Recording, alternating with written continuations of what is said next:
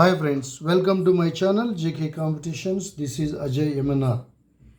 ఈరోజు క్లాస్లో భాగంగా మనం 10th క్లాస్ 10వ తరగతి జీవశాస్త్రంలోని మొట్టమొదటి చాప్టర్ పోషణ సరఫరా ఆహార సరఫరా వ్యవస్థ. ఈ పాఠంలోని లైన్ టు లైన్ మనం బిట్గా డిస్కస్ చేయబోతున్నాం. ఈ వీడియో స్కూల్ అసిస్టెంట్ వారితో పాటు ఎస్జిటి వారికి కూడా ఉపయోగపడుతుంది. ఎవరైతే సెకండరీ గ్రేడ్ టీచర్కి ప్రిపేర్ అవుతున్నారో వారు కూడా ఈ వీడియోని చూడవచ్చు. సెకండరీ ఎస్జిటి వాళ్ళకు 6th to 10th వరకు ఉంటుంది, 10th వరకు 8th వరకు కూడా ఉంటుంది. 10th వరకు అప్డేటెడ్గా అది కూడా చూస్తే మీకు ఎస్జిటి వాళ్ళకు ఉపయోగపడుతుంది. 7th క్లాస్లో మీకు పోషణ అనే చాప్టర్ ఉంది కాబట్టి ఇది మీకు చాలా ఉపయోగపడుతుంది, చూడవచ్చు. అలాగే స్కూల్ అసిస్టెంట్ వారికి కూడా ఇది ఉపయోగపడుతుంది, ఇటు సిలబస్లో ఉంది కాబట్టి. ఇంటర్మీడియట్ చేస్తూనే ఒక పక్క 10th క్లాసు, ఆ తర్వాత 9th క్లాసు, 8th క్లాస్ ఇలా మనము ఒక్కొక్క టెక్స్ట్ బుక్ను మనం ఫినిష్ చేద్దాం. సో ప్రస్తుతానికి ఇంటర్మీడియట్ ఆపాము. ఈ 10th క్లాస్ ఈ చాప్టర్ అయిపోయిన తర్వాత మళ్ళీ ఇంటర్మీడియట్ జువాలజీ చాప్టర్ని మనం డిస్కస్ చేద్దాం. సో ఎవరు కూడా వీడియోని స్కిప్ చేయకుండా చివరి వరకు చూడండి. వీడియో కనుక మీకు నచ్చినట్లయితే please like it, share it and subscribe it. So without wasting hour time will start today's class. ఈరోజు క్లాస్లో మనం పోషణ, న్యూట్రిషన్, ఆహార సరఫరా వ్యవస్థ అనే చాప్టర్లో text book state book government publish చేసిన టెక్స్ట్ బుక్ నుండి లైన్ టు లైన్ మనము డిస్కస్ చేయబోతున్నాం. సో ఫస్ట్ క్వశ్చన్ చూద్దాం మనం. ఫస్ట్ క్వశ్చన్, క్లాస్ 10 పోషణ ఆహార సరఫరా వ్యవస్థ. దీనిలో మనము డిస్కస్ చేద్దాం. క్వశ్చన్ బై క్వశ్చన్ మనం చూడండి. ప్రతి లైన్ నుంచి ఒక బిట్ తయారు చేయడం జరిగింది. జీవులన్నిటికీ పెరుగుదల వంటి జీవక్రియలను నిర్వర్తించడం కోసం అవసరమైనది ఏది? జీవులన్నిటికీ పెరుగుదల వంటి జీవక్రియలను నిర్వర్తించడం కోసం అవసరమైన ప్రక్రియ లేదా అవసరమైనది ఏది అంటే ఆహారం అనేది అవసరం. రెండవ బిట్ చూద్దాం. జీవులు శారీరక ఉష్ణోగ్రతను క్రమబద్ధీకరించుటకు అవసరమైనది ఏది? జీవులు శారీరక ఉష్ణోగ్రతను క్రమబద్ధీకరించుటకు అవసరమైనది ఆహారం. మూడో ప్రశ్న చూద్దాం. మానవ శరీరంలో వివిధ కణాలకు తమ విధులను నిర్వర్తించుటకు అవసరమైనవి ఏవి? మానవ శరీరంలో వివిధ కణాలకు తమ విధులను నిర్వర్తించుటకు అవసరమైనవి వేరువేరు పోషకాలు అవసరం. క్వశ్చన్ నెంబర్ 4 చూద్దాం. క్వశ్చన్ నెంబర్ 4, కణం నుండి కణానికి, జీవి నుండి జీవికి విభిన్నంగా ఉండే ప్రక్రియలు ఏవి? కణం నుండి కణానికి, జీవి నుండి జీవికి విభిన్నంగా ఉండే ప్రక్రియలు ఏవి? ఆన్సర్ ఆహార ప్రసరణ, పోషణ. ఈ ఆహార ప్రసరణ అనేది అలాగే అటు శరీరంలో ఆహారం ఎలా ప్రసరిస్తుంది వివిధ భాగాలకి, అలాగే పోషణ ఎలా ఉంటుంది, ఇవి జీవి నుండి జీవికి అలాగే కణం నుండి కణానికి విభిన్నంగా ఉంటాయి. క్వశ్చన్ నెంబర్ 5 చూద్దాం. స్వయం పోషకాలు కాంతి శక్తిని ఉపయోగించుకొని ఎలాంటి సమ్మేళనాలను తయారు చేస్తాయి? స్వయం పోషకాలు అంటే మొక్కలు కాంతి శక్తిని ఉపయోగించుకొని ఎలాంటి సమ్మేళనాలను తయారు చేస్తాయి? ఆన్సర్ రసాయనిక సమ్మేళనాలను తయారు చేస్తాయి. క్వశ్చన్ నెంబర్ 6 చూద్దాం. స్వయం పోషకాలు నీరు, ఖనిజ లవణాలను, కొన్ని వాయువులను ఉపయోగించుకొని వీటిని ఉత్పత్తి చేస్తాయి. స్వయం పోషకాలు నీరును, ఖనిజ లవణాలు అండ్ కొన్ని వాయువులు అంటే పర్టికులర్ చెప్పాలంటే ఆక్సిజన్ లాంటి వాయువులను ఉపయోగించుకొని ఆ సరళమైన పదార్థాలను ఉపయోగించుకొని వేటిని తయారు చేస్తాయంటే పిండి పదార్థాలు, క్రొవ్వులు, ప్రోటీన్లు, వీటిని తయారు చేస్తాయి. క్వశ్చన్ నెంబర్ 7 చూద్దాం. మానవులతో పాటు అత్యధిక శాతం జీవరాశులకు శక్తినివ్వడానికి ఉపయోగపడుతున్న సంక్లిష్ట పదార్థం. మానవులతో పాటు అత్యధిక శాతం జీవరాశులకు శక్తినివ్వడానికి ఉపయోగపడుతున్న సంక్లిష్ట పదార్థం కార్బోహైడ్రేట్లు. క్వశ్చన్ నెంబర్ 8, సమస్త జీవకోటికి శక్తిని అందించే వనరులు. ఆన్సర్ మొక్కలు. తర్వాత మొక్కలు తమ ఆహారమును నేల నుండి మాత్రమే కాకుండా ఇంకా ఏవో ఇతర కారకాల ద్వారా గ్రహిస్తాయని ఊహించిన శాస్త్రవేత్త.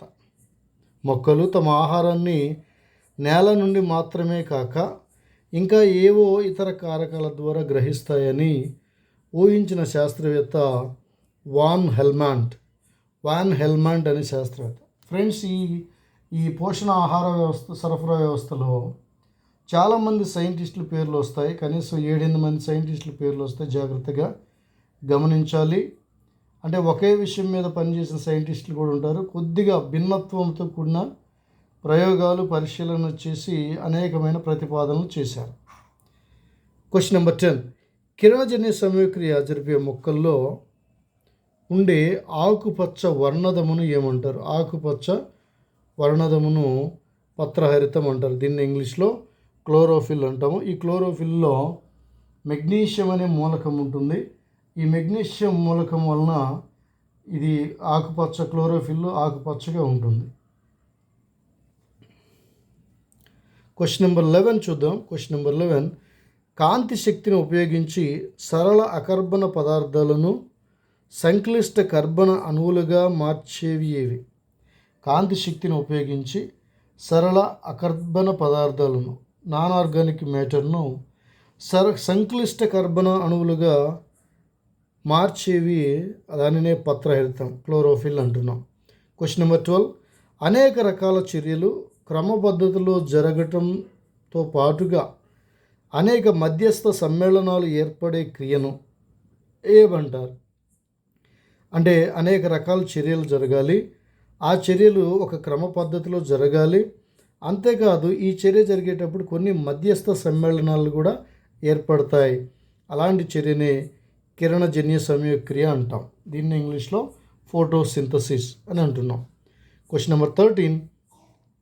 కిరణజన్య సంయోగక్రియను ప్రామాణికంగా ఒక సమీకరణము ద్వారా ప్రతిపాదించిన శాస్త్రవేత్త. కిరణజన్య సంయోగక్రియను ప్రామాణికంగా మొట్టమొదటిగా ఒక సమీకరణం ద్వారా ప్రతిపాదించిన శాస్త్రవేత్త ఆయనే సిబి వాన్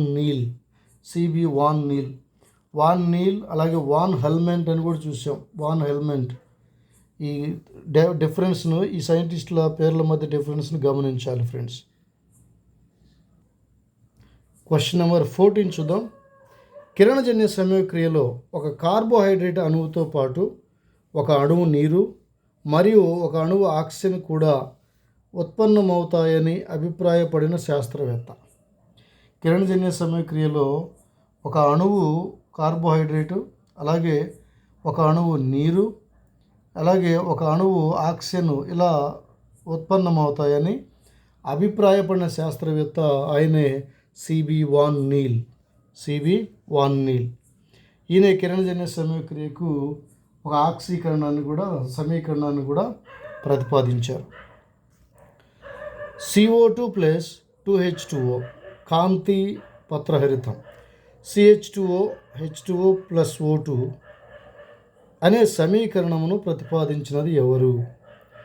ఆయనే సిబి వాన్ నీల్. చూడండి, సిబి వాన్ నీల్ మీద కనీసం 3 బిట్లు మనం చూసాం. Question number 16.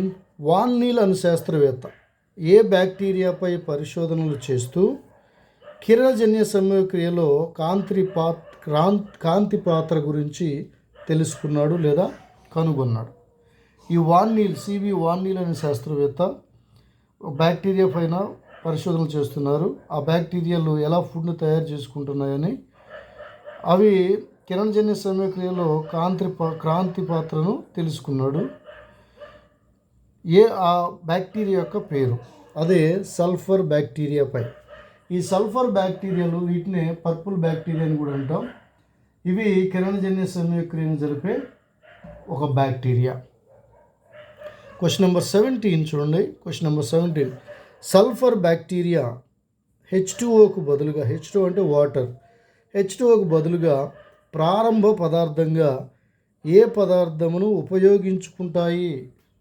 యాక్చువల్గా కిరణజన్య సంయోగక్రియలో మొక్కలు నీటిని, కార్బన్ డైఆక్సైడ్ను ఉపయోగించుకుంటాయి. అయితే ఈ సల్ఫర్ బ్యాక్టీరియా కూడా కిరణజన్య సమయక్రియ జరుపుతాయి. అయితే నీరుకి బదులుగా ఇవి ఏటిని ఉపయోగించుకుంటాయంటే హైడ్రోజన్ సల్ఫైడ్ H2S అనే పదార్థాన్ని ఉపయోగించుకుంటాయి.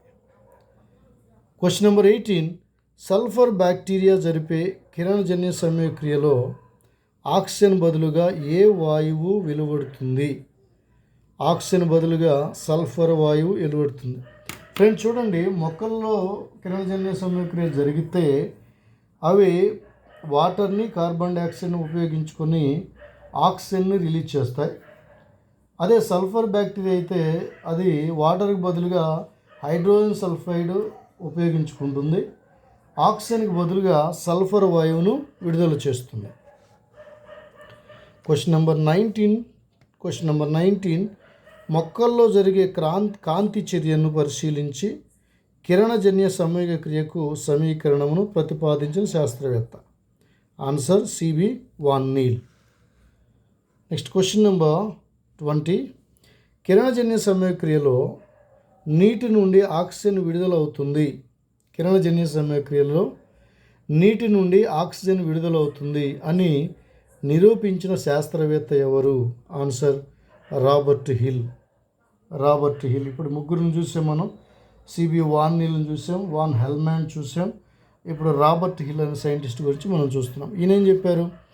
కిరణజన్య సమయక్రియ జరిగేటప్పుడు మొక్కలు నీటిని ఉపయోగించుకుంటాయి. ఆ నీరు విశ్లేషణం చెంది ఆ ఆక్సిజన్ హైడ్రోజన్గా విడిపోతుంది, ఆక్సిజన్ విడుదలవుతుందని రాబర్ట్ హిల్ అని ఆయన నిరూపించారు. Question number 21, 6CO2 + 12H2O in the presence of light and chlorophyll అనే సమీకరణము ఏ శాస్త్రవేత్త నిరూపణ ప్రకారం రూపొందించబడింది? Robert hill. ఈ సమీకరణాన్ని మనం ఇప్పుడు యూజ్ చేస్తున్నాం. 6CO2 + 12H2O + C6H12O6 + 6O2 అనేది ఈ సమీకరణమును మనందరికీ తెలిసిన కిరణజన్య సమయక్రియ సమీకరణము. క్వశ్చన్ నెంబర్ 22, కిరణజన్య సమయక్రియలో మొక్కలు మొదటగా ఏమి తయారు చేసుకుంటాయి? ఆన్సర్ సరళమైన కార్బోహైడ్రేట్లను తయారు చేసుకుంటాయి. క్వశ్చన్ నెంబర్ 23, మొక్కలు సరళమైన కార్బోహైడ్రేట్లను ఎలా సంశ్లేషిస్తాయి అంటే ఎలా తయారు చేసుకుంటాయి? ఆన్సర్ సంక్లిష్టమైన స్టార్చ్ మరియు సెల్యులోజులుగా సంశ్లేషణ చేస్తాయి. దీన్ని ఇంగ్లీష్లో సింథసిస్ అంటున్నాం. సరళమైన కార్బోహైడ్రేట్లను సంక్లిష్టమైన స్టార్చ్ మరియు సెల్యులోజుగా ఇవి మార్చుకుంటాయి. క్వశ్చన్ నెంబర్ 24, దాదాపుగా సజీవ ప్రపంచమంతటికి మౌలిక శక్తి వనరుగా భావించబడే క్రియ. ఆన్సర్ కిరణజన్య సమయక్రియ. 25, ఆకులలో పిండి పదార్థము అనే ప్రయోగంలో ఈ నిరూపణ ప్రయోగంలో పరీక్ష నాళికలో వాడిన ద్రావణం ఏది? అంటే ఆకులలో పిండి పదార్థం తయారవుతుంది అని నిరూపించడానికి ఒక ప్రయోగం చేశారు. ఆ ప్రయోగంలో వాడిన పరీక్ష నాళికలో ఒక ద్రావణం తీసుకొని దానిలో ఆకును ఉంచి వేడి చేస్తారు. అయితే ఆ ద్రావణం పేరేంటి అంటే ఇది మిథైలేటెడ్ స్పిరిట్. ఎందుకంటే దీన్ని పత్రహరితాన్ని, ఆకు నుంచి పత్రహరితాన్ని తొలగించడానికి దీన్ని వాడతారు. ఎందుకంటే ఆకులో కార్బోహైడ్రేట్ ఫామ్ అవ్వాలంటే పత్రహరితం ద్వారా జరగాలి. ఈ పత్రహరితాన్ని తొలగిస్తే ఖచ్చితంగా ఆకులో కార్బోహైడ్రేట్ అనేది తయారు కాదు. దానిని నిరూపించడానికి ఈ ప్రయోగంలో ఆకులో ఉన్న పత్రహరితాన్ని తీసివేయడానికి మిథైలేటెడ్ స్పిరిట్ అనే ద్రావణాన్ని ఉపయోగిస్తారు. గుర్తుపెట్టుకోవాలి, ద్రావణాలు కంపల్సరీ మనకి 2-3 ద్రావణాలు ఇక్కడ దొరుకుతాయి. క్వశ్చన్ నెంబర్ 26, ఆకులలో పిండి పదార్థ నిరూపణకు వాడే ద్రావణం అయోడిన్ లేదా బెటాడిన్. ఆకులో ఉన్న పత్రహరితాన్ని తొలగించడానికేమో మిథైలేటెడ్ స్పిరిట్ వాడుతున్నాం. అలాగే పిండి పదార్థం ఉందా లేదా అని నిరూపించడానికేమో అయోడిన్ లేదా బెటాడిన్ వాడుతున్నాం. ఈ అయోడిన్ లేదా బెటాడిన్ ఎలా పనిచేస్తుందంటే ఎక్కడైతే పిండి పదార్థం ఉందో ఆ పిండి పదార్థం మీద ఈ అయోడిన్ కానీ బెటాడిన్ కానీ ద్రావణాన్ని మనం వేసినప్పుడు అది చర్య నుండి నీలి నలుపు రంగు, దట్టమైన నీలి నలుపు రంగును మారుస్తుంది. ఎప్పుడైతే ఈ రంగు ఉత్పన్నమవుతుందో అప్పుడు మనకి అర్థమవుతుంది ఏంటంటే అక్కడ పిండి పదార్థము, అదే పర్టికులర్ చెప్పాలంటే ఇంకా అది స్టార్చ్ అనే పదార్థం, స్టార్చ్ పదార్థం అక్కడ ఉందని మనం తెలుసుకోవచ్చు. క్వశ్చన్ నెంబర్ 27 మనం చూద్దాం. క్వశ్చన్ నెంబర్ 27, ఆకులలో పిండి పదార్థమును నీలి నలుపు రంగుగా మార్చే రసాయనం. ఆకులలో ఉన్న పిండి పదార్థమును నీలి నలుపు రంగుగా మార్చే రసాయనం, దాన్నే అయోడిన్ లేదా బెటాడిన్ అని అంటున్నాం. క్వశ్చన్ నెంబర్ 28, కిరణజన్య సమయక్రియకు ఆవశ్యక పదార్థములుగా కాంతి, నీరు, కార్బన్ డైఆక్సైడ్, పత్రహరితం వీటన్నికి అవసరమవుతాయని ప్రతిపాదించినది ఎవరు? Answer C B van Niel. C B van Niel. Question number 29, మొక్కలు బరువు పెరగడంలో నీరు ప్రధాన పాత్ర వహిస్తుందని పరిశోధనలు చేసి భావించిన శాస్త్రవేత్త? వాన్ హెల్మెంట్ అనే శాస్త్రవేత్త. క్వశ్చన్ నెంబర్ 30, మొక్కలు బరువు పెరగడంలో తోడ్పడే విధానం. వాస్తవానికి మొక్కలు బరువు పెరగాలంటే వాటిలో ఉన్న కణజాలం వృద్ధి చెందాలి. అది ఎలా జరుగుతుందంటే అది కిరణజన్య సంయోగ క్రియ ద్వారా. క్వశ్చన్ నెంబర్ 31 చూద్దాం. ఆకుపచ్చని మొక్కల పెరుగుదలలో గాలి ప్రధాన పాత్ర పోషిస్తుందని ప్రయోగపూర్వకంగా తెలియజేసినది ఎవరు? ఆన్సర్ జోసెఫ్ ప్రిస్లీ, 1770వ సంవత్సరంలో. అంటే గాలి, ఇది ఈయన మూడవ సైంటిస్ట్ మనం చూసాం. వాన్ నీల్ను చూసాం, అలాగే జోసెఫ్ ప్రిస్లీని కూడా మనం చూస్తున్నాం. ఈయన ఏం చేశారంటే ఆకుపచ్చని మొక్కల పెరుగుదలలో గాలి అనేది ప్రధాన పాత్ర పోషిస్తుందని ఆయన ప్రయోగపూర్వకంగా తెలియజేశాడు. క్వశ్చన్ నెంబర్ 32, 1774వ సంవత్సరంలో ఆక్సిజన్ వాయువును కనుగొన్నది ఎవరు? Answer Joseph Priestley. చూడాలి, చాలా క్లారిటీ, ఇక్కడ కొంచెము క్లారిటీ కావాలి మనకి. ఆక్సిజన్ వాయువును కనుగొన్నది జోసెఫ్ ప్రిస్లీ, కానీ ఆ కనుగొన్న వాయువుకు ఆక్సిజన్ అని పేరు పెట్టిన ఆయన వేరొక ఆయన ఉన్నారు, ఆయన చూద్దాం. క్వశ్చన్ నెంబర్ 33 చూద్దాం. ఆక్సిజన్ వాయువుకు ఆ పేరు పెట్టినది లావోయిజర్. ఎప్పుడు? 1775లో. 1774లో ఆక్సిజన్ వాయువును జోసెఫ్ ప్రిస్లీ అనే సైంటిస్ట్ కనుగొన్నాడు. అలాగే ఆ వాయువుకు 1775లో ఆంటోయిన్ లావోయిజర్ అనే సైంటిస్ట్ దానికి ఆక్సిజన్ అని పేరు పెట్టాడు. క్వశ్చన్ నెంబర్ 34, గాలి చొరబడని గంట జాడీలో వెలుగుతున్న కొవ్వొత్తి త్వరగా ఆరిపోవటాన్ని ప్రయోగపూర్వకంగా గమనించింది ఎవరు? Answer Joseph Priestley. ఒక గంటజాడి ప్రయోగం మనందరికీ తెలిసిందే ఫ్రెండ్స్, మనం చదువుకున్నాం. ఆ గంటజాడి ప్రయోగంలో ఒక క్రొవ్వొత్తిని వెలిగించి ఆ క్రొవ్వొత్తిని గంటజాడి చేత కప్పి ఉంచినట్లయితే కాసేపు తర్వాత ఆ కొవ్వొత్తి ఆరిపోతుంది. ఇలా ఆరిపోతుందని ప్రయోగపూర్వకంగా గమనించింది ఎవరంటే మొట్టమొదటిసారిగా జోసెఫ్ ప్రిస్లీ అనే సైంటిస్ట్. ఈయన ఆక్సిజన్ను కనుగొన్న ఆయన. క్వశ్చన్ నెంబర్ 35, గాలి చొరబడని గంట జాడీలో ఉంచిన ఎలుకకు ఊపిరి ఆడకపోవటం గమనించిన శాస్త్రవేత్త? Answer Joseph Priestley. ఫ్రెండ్స్, ఏమై ఉంటుంది కారణం మనందరికీ తెలుసు. అక్కడ ఆ ఎలుక ఊపిరాడకపోవడానికి కారణం ఏంటంటే అక్కడ కార్బన్ డైఆక్సైడ్ పరిమాణం పెరగటం వల్ల, ఆక్సిజన్ శాతం తగ్గటం వల్ల ఆ ఎలుకకు ఊపిరాడకపోవడం జరిగింది. క్వశ్చన్ నెంబర్ 36 చూద్దాం. ప్రయోగంలో ఉంచిన క్రొవ్వొత్తి మరియు ఎలుక రెండు ఏదో విధంగా గంట జాడీలోని గాలికి నష్టం కలిగించినట్లు ప్రయోగపూర్వకంగా నిర్ధారించిన శాస్త్రవేత్త? ఆన్సర్ జోసెఫ్ ప్రిస్లీ అనే శాస్త్రవేత్త. జోసెఫ్ ప్రిస్లీ ఈయన ఏం చేశారంటే గంటజాడి ప్రయోగంలో ఒకసారేమో క్రొవ్వొత్తిని ఉంచి ప్రయోగం చేశాడు, ఆ క్రొవ్వొత్తి ఆరిపోవటం గమనించాడు. రెండవసారి ఎలుకను ఉంచి ఆ ఎలుక కొంతసేపు తర్వాత ఊపిరాడక ఇబ్బంది పడటాన్ని కూడా గమనించాడు. అయితే ఆయన నిర్ధారించింది ఏంటంటే ఈ రెండు, కొవ్వొత్తి అలాగే ఎలుక, ఏదో విధంగా గంటజాడిలో ఉన్న గాలికి నష్టం కలిగించాయి అని ప్రయోగపూర్వకంగా నిర్ధారించారు. ఎలా నష్టం కలిగించుంటాయి? ఇక్కడ క్రొవ్వొత్తి కార్బన్ డైఆక్సైడ్ని వెలువడిస్తుంది. అలాగే ఎలుక కూడా శ్వాసక్రియ ద్వారా CO2ని విడుస్తుంది.